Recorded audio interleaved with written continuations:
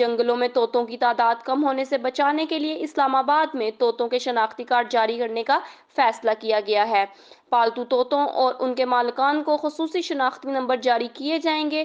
طوطوں کی رجسٹریشن نہ کروانے مالکان کو 25,000 تک جرمانہ کیا جائے گا اور ان کے طوطے ضبط کر لیے جائیں گے۔ طوطوں کے چوزے فروخت کرنے والوں کو 5,000 فی چوزہ جرمانہ کیا جائے گا۔ اسلام آباد وائلڈ لائف مینجمنٹ بورڈ طوطوں کو رجسٹرڈ کر کے شناختی کارڈ جاری کرے گا۔ ترجمان وائلڈ لائف بورڈ نے کہا ہے کہ اپنے طوطے کو اسلام آباد وائلڈ لائف مینجمنٹ بورڈ کے ساتھ رجسٹرڈ کروائیں۔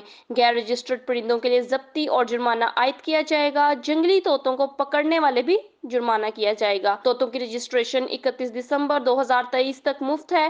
1 جنوری سے 29 فروری رجسٹریشن فیس 5,000 روپے ہوگی۔ بالغ پرندوں کے لیے رجسٹریشن 28 فروری 2024 کو بند ہو جائے گی۔ رجسٹرڈ بریڈز اور پرندوں کے شوقین افراد قانونی طور پر جنگلی پرندوں کو حاصل کرنے سے گریز کرنے کے پابند ہیں۔